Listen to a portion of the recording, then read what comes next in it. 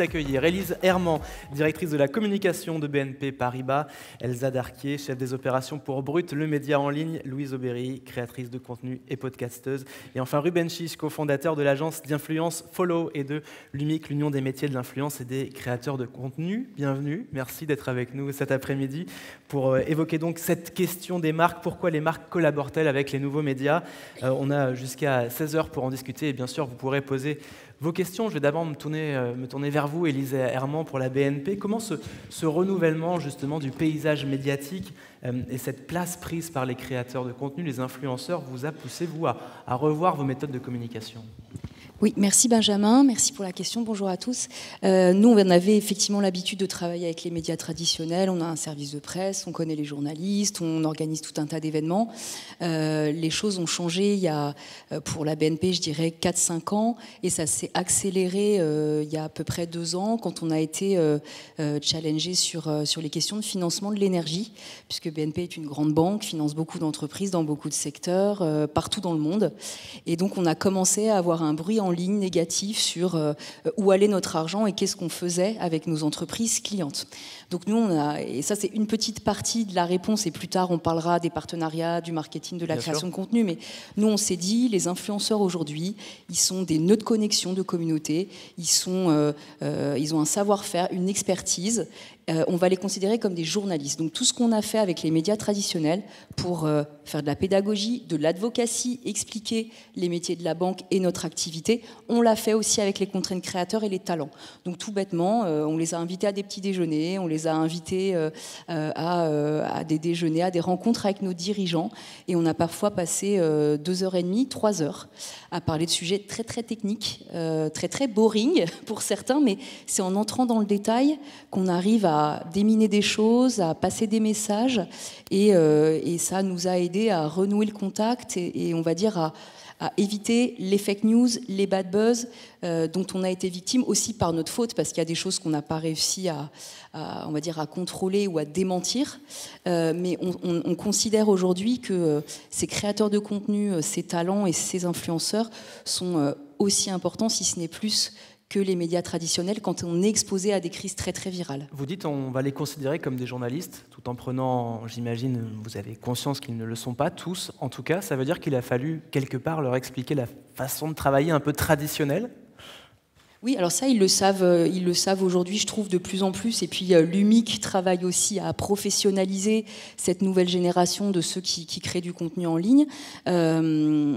C'est la même chose et pas exactement la même chose, c'est-à-dire qu'on va miser avec eux sur une relation très resserrée et des discussions de fond, mais on sait que certains ne sont pas journalistes, donc ils double-checkent pas leurs sources, il n'y a pas forcément d'investigation, c'est un travail qui est parfois différent, qui peut être parfois influencé, qui a parfois un manque d'objectivité, c'est pas exactement le même travail, mais néanmoins leur donner des infos, les considérer et considérer que ce sont des relais d'opinion aussi puissants que des médias traditionnels, ça nous permet aujourd'hui d'avoir beaucoup plus de grippe et d'impact sur des crises qui, dans 80% des cas actuellement, naissent en ligne. Alors justement, Ruben Chiche, vous allez peut-être pouvoir nous expliquer comment vous accompagnez ces influenceurs. Vous représentez à la fois l'agence Follow, vous êtes l'un des cofondateurs qui représente donc à peu près 200 marques, c'est ça, aujourd'hui, dans sa stratégie d'influence? On travaille avec pas mal de marques. À peu près 200 marques, et donc cette UMIC qui a coordonné finalement plusieurs influenceurs et créateurs de contenu pour apporter des bonnes pratiques. Comment vous travaillez avec eux, justement? Bonjour à tous.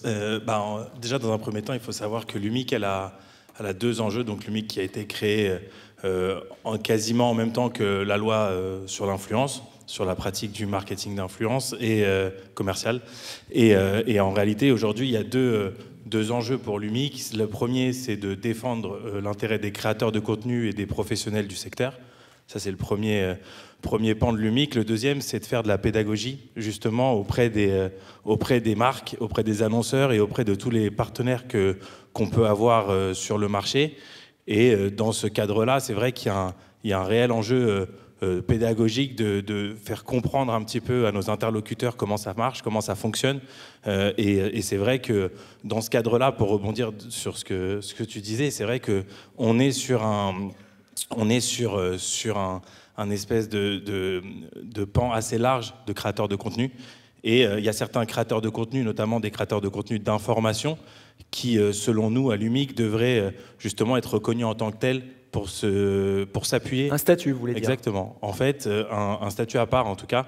Et justement, pour qu'ils puissent avoir cette liberté, pour qu'ils puissent avoir justement toute cette indépendance qu'on souhaite qu'ils aient, je pense avoir notamment des financements. Il y a tout un tas de choses qui viendraient avec un statut comme celui-là. Et nous, on souhaite justement à l'UMIC élaborer une charte sur laquelle on pourrait s'appuyer, une charte avec des enjeux déontologiques justement, un peu pour rejoindre ce que vous disiez sur la partie journalistique. Sur la façon de travailler, justement, quand on est créateur de contenu et les règles à respecter. Notamment quand on est créateur de contenu d'information.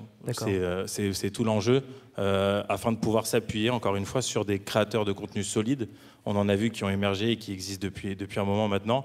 Et afin de pouvoir s'appuyer sur eux de façon fiable, pour qu'ils puissent fiabiliser toutes les informations et avoir un peu ce côté-là, il faut qu'on puisse avoir à un moment donné de la reconnaissance sur ce métier-là. Louise, vous allez nous expliquer dans quelques instants justement comment vous travaillez avec les différentes marques ou comment vous collaborez en ligne justement. Mais Elsa Darquier pour Brut, j'aimerais d'abord me tourner vers vous. Brut, média, combien d'abonnés aujourd'hui sur toutes les plateformes? 70 millions. 70 millions, c'est énorme. Comment vous faites, quelle est votre philosophie lorsque il s'agit de collaborer avec des influenceurs, des marques, sachant que vous faites aussi du journalisme? Bonjour à tous. Quand j'écoutais Ruben et Élise, c'est vrai qu'on est tous interconnectés. Je pense que Louise pourra revenir dessus. Notamment la démarche de l'UMIC, on la soutient aussi depuis le début et c'est très important. Et nous aussi, on va plébisciter cette reconnaissance d'un statut de créateur de l'information. Donc nous, on est vraiment un média donc avec des journalistes, des cartes de presse, avec un patron éditorial qui a aussi, on va dire, cette pédagogie, cette formation aussi au journalisme. On n'est pas incarné par une figure. Donc on a évidemment des visages qui représentent le média que vous connaissez tous, notamment Rémi Buzine, mais nous, on n'est pas un média qui est là pour donner, qui prend position, donner son avis. On est vraiment le tiers de confiance qui va venir, en tant que média, encore plus sur les réseaux sociaux, je pense qu'on y reviendra tout à l'heure, mais vraiment fact-checker tout ce qui se passe, accompagner nos partenaires et donner une information de fiable et de qualité, travailler sur la modération, mais on n'est pas en opposition, loin de là, avec un créateur de contenu. On lui donne même de l'espace et une surface de distribution supplémentaire, un partage d'audience, c'est ce qu'on fait avec les marques, c'est ce qu'on fait avec les créateurs. Mais justement, vous faites de la collaboration avec les marques, c'est pas toujours clair, faut le dire, sur les réseaux sociaux. C'est toujours un peu compliqué de savoir si on a affaire à un reportage ou un créateur de contenu qui nous fait un peu de pub. C'est parfois compliqué, ça. Alors, pour le coup, c'est clairement écrit collaboration commerciale, ça c'est dit tout de suite. Ce qui est le plus important, et je pense que Louise en parlera bien mieux que moi, c'est de proposer à notre audience des sujets qui intéressent. Donc, en fait, que ce soit pour une marque ou en éditorial, on travaille de la même façon. En fait, les marques, elles viennent nous voir avec des vrais sujets de société. Ils en parlaient tout à l'heure, qui vous concernent, qui concernent votre vie quotidienne, qui vous concernent localement. Et en fait, on va avoir la même approche avec les marques, parce qu'elles font aussi partie de la solution. Et c'est ce qu'on veut vraiment. Nous, on est un média qui est plutôt dans la recherche de solutions. Et donc, en fait, c'est clairement écrit. Et quand on travaille avec un collaborateur, un créateur de contenu, on peut aussi cross-poster. Enfin, c'est vraiment quelque chose qui est assez... publié sur différentes plateformes. De toute façon, juste à l'instar des créateurs de contenu classiques, les médias, quand ils font une collaboration, sont aussi soumis à la même réglementation. Et je sais que nous, avec l'UMIC, on travaille beaucoup avec Brut et avec d'autres aussi médias traditionnels dans la formation, justement. Et aujourd'hui, je pense que tout le monde est inerte là-dessus, sur le sujet. Louise Aubéry, juste un petit mot pour vous représenter pour ceux qui ne vous connaissent pas encore, même si vous avez 1 million d'abonnés à vos compteurs sur les différentes plateformes, 26 Bravo. ans, créatrice de contenu. Vous êtes là pour distribuer les bons points, hein, Élise. On vous connaît aussi sous le pseudo My Better Self. Sur vos comptes, vous défendez l'écologie, le féminisme, l'acceptation de soi, de son corps. Vous avez aussi un podcast, une marque de lingerie, des partenariats avec de nombreuses marques. Comment vous les choisissez, vous, ces marques? Et ça représente quoi, d'ailleurs, dans votre activité? C'est une large partie? C'est une large partie de mon activité. Et je dirais qu'aujourd'hui, la chance que j'ai, c'est de pouvoir choisir, ce qui n'est pas forcément le cas de tous les créateurs et créatrices de contenu. Donc finalement, c'est vraiment par affinité et par, j'ai envie de dire, adéquation avec les valeurs. Si je peux m'associer à une marque, à une entreprise, pour porter un message, pour amplifier une cause. Je suis ravie de le faire auprès de ma communauté. Et surtout, je pense que la chance qu'on a aujourd'hui en tant que créateur et créatrice de contenu, c'est que les marques nous font de plus en plus confiance sur la façon dont on peut en parler. Et c'est pour ça que je pense que c'est aussi efficace, voire plus que la publicité dans des médias traditionnels. C'est qu'en fait, on s'adresse à des personnes qui nous connaissent, qui nous font confiance. Et il y a un rapport de proximité qui est vraiment différent. Donc, de par cette proximité, c'est un peu, on va dire, une épée à double tranchant, dans le sens où on peut nous reprocher très facilement de collaborer avec telle ou telle marque, ce qu'on ne ferait pas, par exemple, avec un média traditionnel. Mais de l'autre côté, c'est ce qui va faire aussi que quand on le fait, et quand on le fait de manière voilà, vraiment honnête et authentique, ça performe, je pense, autant. Et c'est vraiment, en tout cas, une ligne que je me fixe. C'est-à-dire que j'en refuse, je pense, plus de 95%. Sur combien de demandes par mois, par exemple, vous savez? Par mois, une centaine. Centaines de demandes par mois, ouais. De collaboration avec des marques. Ouais. Vous en choisissez 3 ou 4. Ah oui, donc forcément, oui, il y a un refus qui est important. Et comment vous les choisissez? Vraiment parce qu'il faut que ça corresponde avec le fond de votre contenu, votre philosophie? Exactement. En fait, je me dis, vraiment, je me pose un peu simplement la question, qu'est-ce que moi j'aimerais voir? Et je sais que moi, sur les réseaux sociaux, j'aime voir des contenus qui m'aident à apprendre, à réfléchir, à m'informer, à remettre en question peut-être des croyances, des valeurs, aussi quelque chose d'utile. Donc voilà, en fait, c'est un peu, on va dire, mon fil rouge, parce que je pense qu'à l'heure où justement, dans tous les cas, on va nous reprocher de collaborer avec telle ou telle marque, autant qu'on choisisse de collaborer avec celle avec lesquels on peut se regarder dans la glace, en fait. Vous avez déjà fait une erreur, vous avez dit mince, j'aurais pas dû. Je sais pas si on peut appeler ça une erreur, mais en tout cas, j'ai déjà compris les incompréhensions qu'il y a pu avoir, que je collabore avec certaines marques. Et c'est un peu le problème de l'interprétation, c'est que nous, on peut choisir de collaborer avec une marque pour certaines raisons, qui ne sont pas forcément comprises par notre communauté. Donc voilà, c'est à nous d'être, je pense, le plus, encore une fois, sincère possible. Ruben Chiche. Je voulais aussi préciser, parce que c'est intéressant d'avoir ce chiffre, c'est que seulement, j'ai envie de dire entre guillemets, 6% des contenus qu'on voit aujourd'hui sur les réseaux sociaux sont des contenus sponsorisés. La créateur économie et aujourd'hui les créateurs de contenu, c'est un tas d'autres choses. Et en fait, quand on voit le pan de ce que représente, et pourtant ces 6% de contenu représentent quand même la plus grande partie du revenu des créateurs, qui sert derrière pour les 94 autres % de contenu à créer, à produire. C'est un véritable travail et c'est très important de le repréciser. C'est vrai qu'on a souvent tendance comme un espèce d'entonnoir à considérer, et la loi à encadrer l'influence commerciale. Et quand on parle d'influence, on parle souvent que de commercial. On a vu avec les influx voleurs, toutes ces choses-là qui sont arrivées il y a de ça presque 2 ans aujourd'hui. Et c'est vrai. On recadre un peu, c'est juste ces polémiques autour de gens qui en fait font la promotion de produits. Exactement. Et qui sont très bon marché, voire. C'est ça. En fait, c'est même frauduleux parfois. Et en fait, clairement, aujourd'hui, on a résumé l'influence à ça. Et c'est en ça que c'est dommage, puisque finalement, la créateur économie, elle est riche. Elle est vraiment riche de talent. Et c'est aussi mettre en avant tout le travail qui n'est pas rémunéré, qui n'est pas forcément payé par des marques, ni sponsorisé,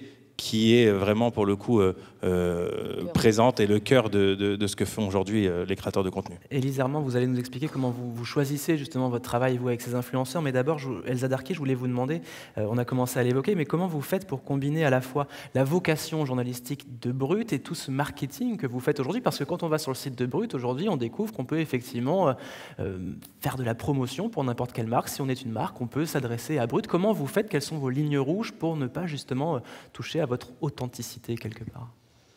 Brut aujourd'hui a 8 ans, vous en parliez, on a 70 millions d'abonnés, on fait à peu près 2 milliards de vidéos vues par mois à travers le monde, 500 millions de viewers chaque année, donc on est devenu gros. On a eu aussi cette étape, comme on parlait Louise aussi, de travailler, qu'on fait du brand content. Donc le brand content, c'est vraiment un contenu qu'on va créer sur mesure en partenariat avec une marque. Il y a ce qu'on appelle le go-no-go. Donc l'étape de un peu voir si on peut aussi s'associer avec cette marque sur le sujet. Donc ça, c'était au tout début de l'aventure. Et puis après, on est devenu tellement média, le premier média sur les réseaux sociaux. On pourrait nous comparer à une chaîne de télé. Donc maintenant, on peut aussi travailler avec beaucoup plus de marques. Je pense aussi qu'on voit aussi que les marques ont compris comment travailler avec nous. Donc dans le dans le style narratif. On voit beaucoup de marques qui nous disaient dès la deuxième seconde, je veux mon logo. Ils ont compris qu'en fait, ça ne marchait pas et qu'il fallait faire confiance aussi à nos journalistes, comme un peu le fait un créateur de contenu finalement. Donc nous, c'est assez clair. On a un modèle économique. On nous parle souvent des modèles économiques des médias en ligne. C'est la publicité. Évidemment, c'est ouvert à la publicité avec un nouveau format. C'est aussi les collaborations avec les marques. C'est assez sain en fait pour un média. C'est aussi un espace supplémentaire pour les marques pour toucher une audience qualifiée. Et je trouve que, on est devenu ce tiers de confiance pour les marques, parce que quelque part on les protège aussi avec notre logo de c'est fiable, c'est vérifié, c'est authentique, et on va aider les marques à raconter une histoire comme on sait que l'histoire peut marcher sur les réseaux sociaux. Avec le format brut, justement. Exactement. Élise Herman, alors la pub pour la banque est très encadrée, évidemment. Comment vous choisissez justement les influenceurs vers lesquels vous allez ? Oui, tu as tout à fait raison. Il y a des choses déjà qu'on n'a pas le droit de faire. La promotion de services bancaires, de produits de placement, c'est quelque chose qui est interdit en partenariat avec des influenceurs. Et c'est très bien, puisque le conseiller bancaire peut conseiller un particulier, mais il n'a pas à faire la promotion de ses produits. En revanche, ce qu'on fait, c'est la pédagogie. C'est quoi une assurance vie ? Qu'est-ce qu'un taux d'épargne raisonnable ? Comment je calcule ma retraite en France pour avoir une pension à un bon niveau ? Ça, c'est des choses qu'on peut travailler avec des créateurs de contenu et qu'on construit avec lui. Ce que je rajoute sur ce point-là, c'est que cette nouvelle manière de travailler avec les content creators, elle transforme complètement la création publicitaire aujourd'hui et le marketing. On est beaucoup plus dans la co-construction, beaucoup moins dans l'idée créative géniale issue du cerveau magnifique d'un DA en agence, mais c'est un dialogue entre quelqu'un qui anime une communauté, comme disait Louise, qui a des centres d'intérêt, qui est expert, et une institution, une organisation, une marque qui a des choses à dire. Donc c'est assez déstabilisant parce que c'était finalement plus facile d'avoir une très bonne idée créative et de la dérouler. Aujourd'hui on se retrouve avec des sujets de à quel endroit je vais, comment je tourne, ça va pas plaire à ma communauté, on repart en arrière, et ça on n'y avait pas pu penser. Donc c'est un travail itératif qui est complètement différent. Ça coûte moins cher aussi ou pas, clairement ? Pas forcément. Vu qu'il y a moins d'intermédiaires. Pas forcément, je dirais que ça coûte, c'est surtout plus efficace. C'est-à-dire qu'aujourd'hui, quand on sait exactement sur quelle thématique on veut aller, qu'on a identifié le bon content creator et la bonne communauté, on est parfois beaucoup plus puissant que quand on investit largement dans du mass média et qu'on ne touche pas une cible. Et je reviens sur ta question de comment on choisit. Alors nous, on n'a pas de chance parce qu'on est une banque. Une banque, c'est pas une love brand. Donc il y a plein de gens qui ne veulent pas bosser avec nous. Donc ça, c'est leur choix. Il y a zéro sujet. Ce qui est super, c'est que nous, on a quand même des champs très très larges entre la tech, la data, l'IA, qui nous permet de faire des partenariats avec des content creators qui sont spécialistes des sujets tech. On a les sujets de violences faites aux femmes et d'éducation financière, qui est vraiment un de nos combats dans la banque. Et donc, on travaille aussi avec des content creators comme Les Glorieuses ou Sista, avec qui on mène des actions sur le long cours et on est des vrais partenaires, je pense, pour eux.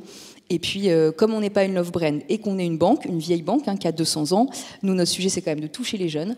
Et donc, on essaie d'aller sur des partenariats sur les thématiques qu'ils aiment. Donc, on a fait des rap apart avec D-Ace. On a fait des battles de code avec un influenceur qui s'appelle Micob, qui a une grosse communauté YouTube.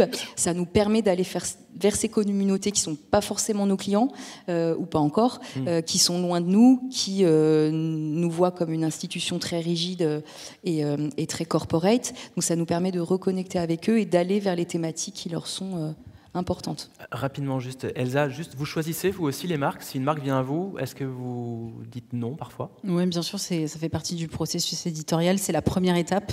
Donc notre rédacteur en chef, rédactrice en chef, effectivement, on va étudier aussi le purpose de la marque, la mission de la marque et le sujet de la marque. Et après, on va la conseiller sur comment délivrer ce message. Mais il nous arrive effectivement de devoir dire non également. Parce que ça ne correspond pas à certaines de vos valeurs. Surtout en brand content. Et certains de vos contenus qui ne sont Quand c'est pas... de la publicité, c'est différent, mais en brand content... Ruben Chiche, vous vouliez ajouter quelque chose ? Non, sur le côté authentique et intermédiaire, plutôt, c'est vrai qu'aujourd'hui, moi, j'ai chez Follow cette problématique en interne.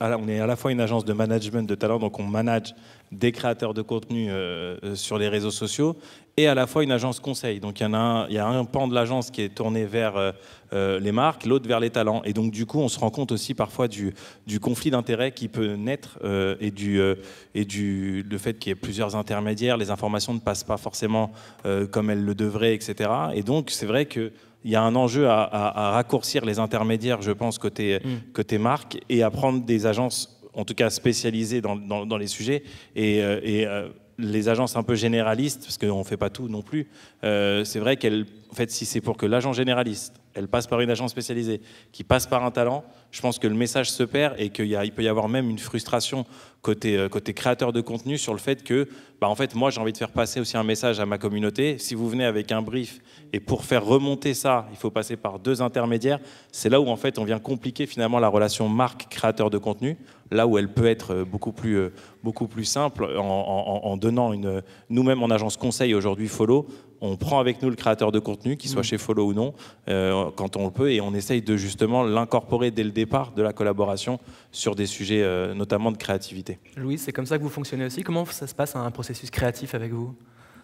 Comment ça se passe un processus créatif? Alors moi j'ai la chance d'être accompagnée par Joël qui est juste là, qui est une agent qui est mon agent et avec qui je travaille depuis 4 ans. Et je pense que c'est en effet essentiel de trouver quelqu'un qui sait ce pourquoi on est sur les réseaux sociaux et qui est là pour nous aider à nous développer au-delà de simplement chercher, on va dire, à signer des contrats. Je pense que c'est là aussi une grande différence avec les médias traditionnels qui ont une forme d'obligation commerciale, parfois les actionnaires.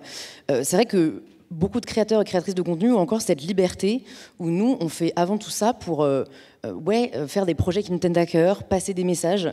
Donc moi, ce que je vais faire, c'est que quand Joël fait déjà un bon tri des 80% qu'on va refuser, on regarde ensemble les 20% et on se dit, est-ce que là, ça nous parle? Est-ce que là, on imagine... Est-ce que même, en fait, ça nous... Enfin, je disais le terme excité, quoi. Est-ce que vraiment, on est stimulé par l'idée de... moi, c'est vrai que la cause féminine me tient particulièrement à cœur. Donc, si c'est pour aider les femmes à comprendre comment mieux investir, si c'est pour les aider à prendre confiance en elles par différents moyens, en fait, c'est vrai que c'est ça qui va, je pense, le plus nous parler. Et ensuite, on va faire des propositions aux marques. Et il y a souvent en effet des allers-retours, et je te rejoins totalement Ruben sur parfois le côté frustration. Au final, il change complètement ton idée, et à la fin, t'es là, mais en fait, pourquoi vous avez fait appel à moi? C'est vrai. C'est là où il faut faire attention. On n'est pas des marionnettes. Enfin, parfois, il y a un peu cette idée. Il faut faire très attention et il faut savoir garder la main là-dessus. C'est parce que en fait, vous, les créateurs de contenu, c'est pas juste une régie, une espèce c'est pas juste une incarnation. On n'est pas là pour répliquer ce qu'on nous demande de faire. Exactement. Et en fait, c'est quand on fait appel à un créateur de contenu, on fait appel à son ADN, on fait appel à son travail, donc on est renseigné. Et c'est pour ça, quand tu dis pourquoi vous faites appel à moi, c'est très juste. On est renseigné sur le créateur. Et aujourd'hui, si une marque collabore avec un de nos créateurs, c'est parce qu'elle sait pertinemment comment elle va parler, l'ADN, l'historique. Et c'est pour ça qu'on vient. Donc on écoute le créateur. À la différence, moi je sais que ça fait presque 10 ans aujourd'hui que Follow existe. Au départ, c'était pas ça du tout. Enfin, au départ, ils nous regardaient même pas. Et après, quand ils ont commencé à nous regarder, ils nous ont regardé avec un œil un peu paternaliste en nous disant on va vous imposer finalement un peu quel message vous devez passer. Donc ça donnait lieu à des espèces de récitations de poésie sur les réseaux sociaux pour mettre en avant un produit. Et petit à petit, ils ont commencé à comprendre que ça ne marchait pas, que l'incarnation marchait. Et aujourd'hui, nous, c'est pour ça qu'on favorise aussi les ambassadorats au niveau des... Qu'est-ce qui a changé? Qu'est-ce qui a fait que ça a changé, qu'on vous a regardé différemment? Je pense qu'ils ont vu que déjà ça fonctionnait. Niveau héroïste, c'est quelque chose qui fonctionne très bien. Et en plus de ça, c'est vrai qu'aujourd'hui, ils ont la chance de pouvoir faire incarner la marque par des gens qui parlent à des communautés qu'ils avaient perdues. Et en réalité, aujourd'hui, les jeunes consomment, la manière de consommer a changé. On consomme différemment, on s'informe différemment. On s'informe sur les réseaux, on consomme beaucoup plus sur les réseaux sociaux. Et le manque de présence de ces marques-là sur les réseaux sociaux était criant.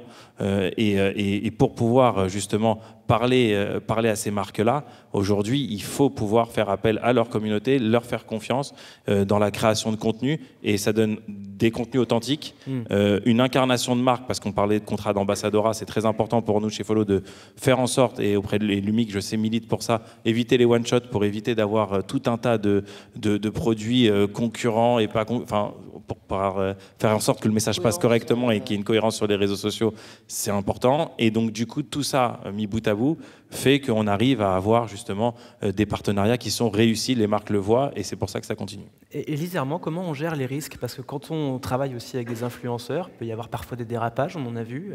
Comment vous gérez cela, vous, de votre côté? J'allais rebondir sur ce que vous disiez justement, les audiences, elles sont extrêmement intelligentes. Et donc un mauvais choix de collaboration, il est mauvais pour la marque, il est aussi mauvais pour le créateur de contenu. Je donne un exemple, encore une fois sur les sujets climat. Nous, on a suivi un jeune créateur de contenu très engagé sur les sujets de transition et de climat, qui a beaucoup challengé les institutions financières, les fonds, les grandes banques, les États, sur la manière dont la transition se faisait pas assez vite selon lui. Et un jour, il a décidé de faire un partenariat avec une banque qui se disait plus verte que les autres. Donc il a fait pas mal de contenu, de posts pour présenter les produits de cette banque, sauf que cette banque, elle finançait l'autoroute A69.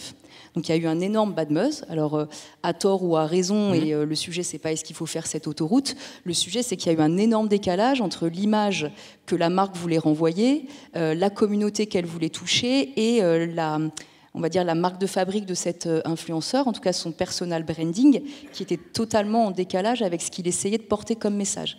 Et ça a été, je pense, assez compliqué à gérer des deux côtés. Donc effectivement, il y a du risk assessment à faire, mais surtout se dire quel est le ROI pour moi de travailler avec cette personne. Est-ce qu'elle correspond, on parlait tout à l'heure des valeurs et de j'ai besoin d'être excité, j'ai besoin de croire dans le projet, j'ai besoin de croire en ce que la marque elle porte. Je pense que c'est aussi des deux côtés. Nous, il y a des terrains sur lesquels il serait complètement inutile d'aller. On va pas aller forcément sur des sujets qui nous concernent pas, parce que c'est du social washing ou du greenwashing, donc c'est jamais bon pour une marque. Et puis de l'autre côté, il faut faire attention aussi parce que voilà, nous on a un certain nombre de valeurs avec qui on s'engage dans la co-construction. Elsa Darquier, est-ce qu'il n'y a pas un risque à un moment donné que Brut devienne une agence de communication et uniquement cela? Parce que c'est rentable, c'est plus rentable que le journalisme, ça on le sait. Alors non, loin de là, chacun son métier, on n'a pas du tout votre expertise. Je disais en préambule, je pense qu'on est vraiment tous interconnectés. Là, on parle vraiment de la relation créateur-marque, mais je pense aussi que notre association, elle nous permet d'être dans un accompagnement, chacun dans notre couloir d'expertise, si je peux dire. Il y a aussi le sujet de la modération, on en parle beaucoup ces derniers temps avec certaines annonces de plateformes. Nous, les médias et évidemment les créateurs et les marques aussi, beaucoup, sont très exposés maintenant à ces sujets. On voit que la façon de faire du community management a complètement changé, évolué les 12 derniers mois. L'IA nous aide aussi beaucoup à faire un premier filtre. L'IA nous aide à recueillir aussi un feedback qui est finalement précieux pour les marques, pour les créateurs, pour les agents, de ce qui se dit en social. On génère à peu près 200 000 commentaires par semaine. Et donc, on analyse aussi ces questions. C'est des questions sur lesquelles les journalistes peuvent répondre en rédac. C'est des questions aussi qu'on donne aux marques pour leur dire, vous voyez ce qui est en train de monter sur les réseaux comme conversation. Donc, je pense que, en fait, ce sont des collaborations et des liens qui évoluent tellement vite dans le temps. On se professionnalise tous. Je pense qu'à la différence des médias, on va dire traditionnels, en fait, on évolue. Tu le disais, on a une audience qui est extrêmement exigeante, extrêmement qualifiée, surtout les 18-35 ans, avec des usages complètement différents que des médias traditionnels. Vous avez un message qui est top-down, parce que là, on va jusqu'à cliquer sur un lien pour envoyer parfois sur l'espace de la marque. Donc moi, jamais on sera une agence de communication. C'est pas du tout notre vocation. On est vraiment un média. On a besoin de travailler avec des tiers de confiance comme Follow, Lumic, des créateurs de contenu, des marques aussi qui ont leur expertise et ensemble, on va évoluer. On parle de médias traditionnels, de réseaux sociaux. Louise, j'ai cru comprendre que vous aviez un projet avec France Télévisions. C'est dans les cartons, c'est vrai? C'est dans les cartons, tout à fait. On peut en dire quelque chose ou pas encore? Non, on ne peut pas pour l'instant. Mais ça veut dire que ça vous intéresse aussi, les médias traditionnels, quand même? Oui. En fait, je pense que chaque plateforme et chaque canal a ses avantages et ses inconvénients. Et encore une fois, pour parler d'excitation, une fois qu'on maîtrise les réseaux sociaux, forcément, on a envie d'aller plus loin.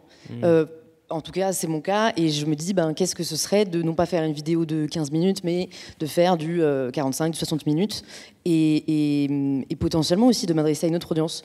Donc, ce que je trouve intéressant, c'est comment, finalement, la synergie et la complémentarité de ces deux mondes peuvent s'unir, et quel rôle, moi, je peux jouer pour cela. Et donc je pense que les opposer n'a pas tellement de sens. Parce qu'il y a vraiment, j'espère beaucoup apprendre de cette expérience, tout comme j'espère leur apporter un regard différent et une expérience que j'ai acquise ces dernières années. Donc c'est bien avancé quand même, parce qu'on veut dire j'espère apporter. Oui, non, c'est bien avancé. Mais on est plus sur le linéaire, sur la télévision ou sur les plateformes là pour le coup, parce que ça peut être aussi les ça. deux. Les deux. Ouais. D'accord. Bon, à voir bientôt. Comment ? À voir bientôt cette année. Ça, l'avenir nous le dira. L'avenir nous le dira. Bon, On n'aura pas de scoop aujourd'hui. Non, j'essaie, je tente. Bien tenté. On va se tourner vers le public parce que vous avez sûrement des questions à poser à nos invités. Je n'en doute pas. Après ces échanges, on a une question en bas ici. Je ne sais pas où sont les micros. Je ne vois pas les personnes. Si ça arrive, ne bougez pas. Il y a 2 questions de ce côté-là. Allez, mademoiselle avait levé la main en premier. Merci beaucoup en tout cas pour toute cette présentation, c'était super intéressant. Moi j'avais surtout une question pour Elsa Darquier. Vous décrivez le modèle économique de Brut comme basé sur le brain content en partie. Vous avez parlé un peu des do's and don'ts que vous utilisez quand vous travaillez avec des marques. Moi je serais assez intéressée de connaître un peu les do's, les règles d'or que vous appliquez quand vous travaillez avec une marque. Comment est-ce que vous maintenez votre patte sur ces contenus-là qui sont distincts de votre équipe édito, etc. Donc comment on garde la marque Brut sur ce brain content. Peut-être pas les 12, mais les principales. Ouais. Donc, déjà, vous avez raison, ce sont 2 équipes de journalistes distinctes. Donc, il y a une équipe qui travaille vraiment sur l'éditorial, pas en relation avec les marques, et une équipe de journalistes. Donc là, ce sont des journalistes aussi qui travaillent pour les marques. Les do et les don't, j'ai pas de grands principes, parce qu'en plus, ça s'adapte. C'est plus quand on va aussi fact-checker ce que nous dit la marque et aussi le positionnement de la marque sur certains sujets. Élise en parlait sur certains avec l'anecdote sur le créateur, mais on a des marques aussi qui sont arrivées beaucoup, notamment pendant la période Covid, sur les sujets green et social, positionnement. Donc je parle beaucoup anglais dans le milieu quand même. Hein. Ouais, donc le côté greenwashing. Du franglais. Non mais attendez, j'y pensais parce qu'à chaque podcast que je sors, et encore ce matin, on se fait engueuler pour dire un individuel. Mais vraiment, je me dis, il faut que je me reprenne. Non mais sur les sujets de RSE, responsabilité sociale d'entreprise, en tout cas, 2020, ça a été un peu, toutes les marques sont arrivées avec ces sujets-là, donc on était obligés, nous, on a quand même un devoir de responsabilité quand on dit on est tiers de confiance, et aussi de savoir avec quelle marque on va s'associer, parce que sinon on peut affaiblir le média. Donc, et donc les 2 équipes sont aussi sous la direction de notre directeur des rédactions. Ça prouve aussi que c'est pas juste une équipe pour faire du business. C'est vraiment quand on travaille avec une marque, on va travailler comme on va avoir le même processus journalistique, avec du fact-checking dès le départ. Une autre question, monsieur, au-dessus. Oui, bonjour. Merci. Bonjour.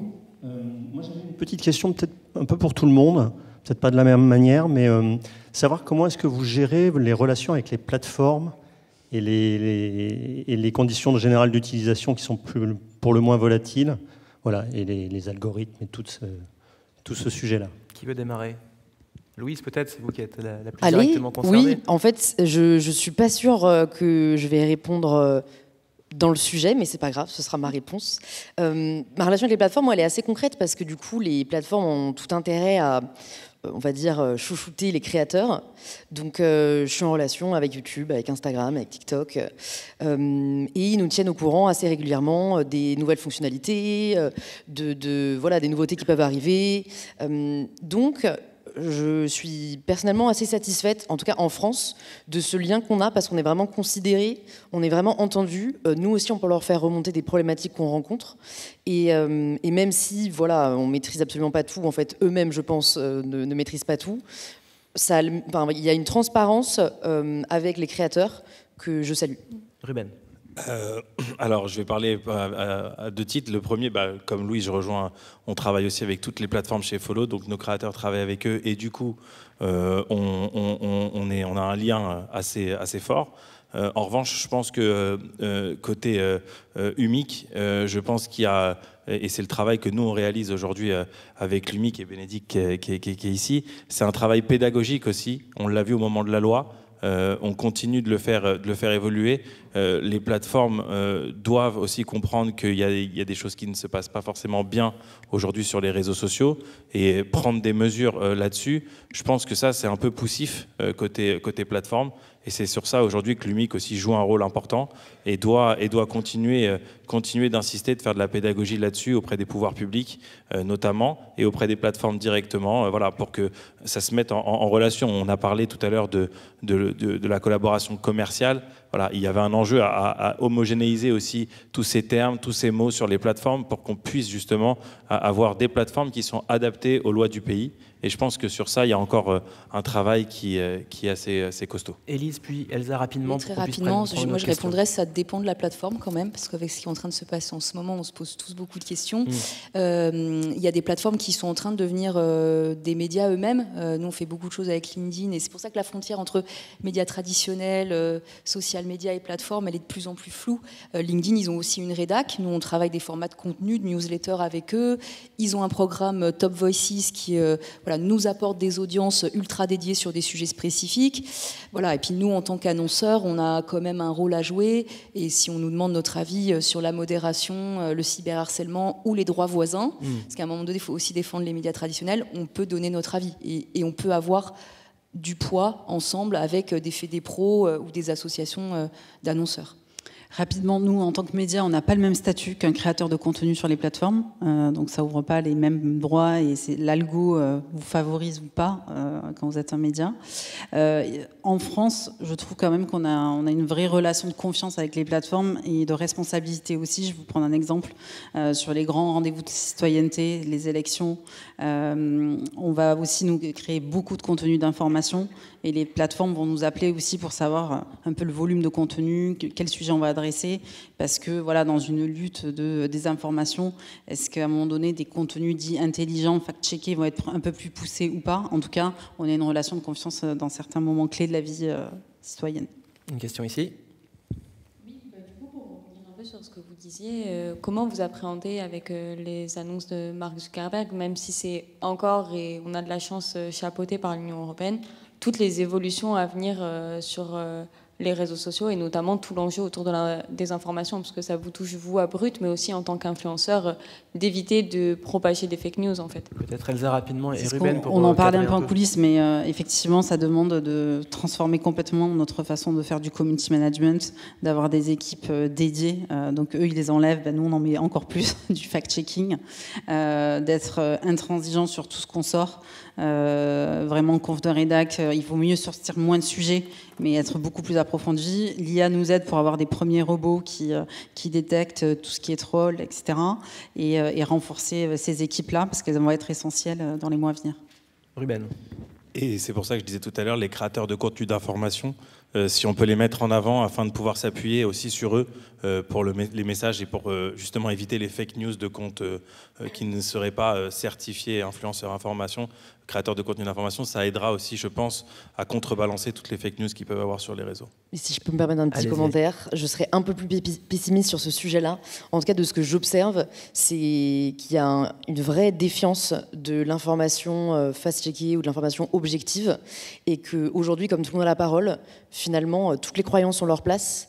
Et en effet, je vois beaucoup que ce soit des créateurs, on ne peut pas trop appeler ça des médias, mais qui ont une ligne éditoriale très précise, qui est souvent pas fiable, prennent de l'ampleur parce qu'en fait, on a envie de croire en autre chose qu'un système qui nous a déçus. Donc, en effet, il y a un vrai rôle à jouer dans qui on encourage. Et tu as raison, le fact-checking qui va être supprimé chez Meta aujourd'hui, il était fait par des journalistes. Donc, ça montre bien que... Voilà. Le problème, c'est tout est un peu au même niveau aujourd'hui, que c'est compliqué parfois de faire le tri. Une toute dernière question. On a le temps pour 1 minute. S'il y a une question à gauche, on n'a pris personne de ce côté-là. C'est fini. Sinon, j'ai une dernière info pour méditer. Je ne sais pas si vous avez vu, mais l'info est sortie aujourd'hui. Elon Musk pense à racheter TikTok. Tout à fait. On a eu l'occasion d'en parler durant cette journée de médias en scène. Okay. Et bonne année à tous. Voilà. Merci beaucoup. On va s'arrêter là. Merci beaucoup.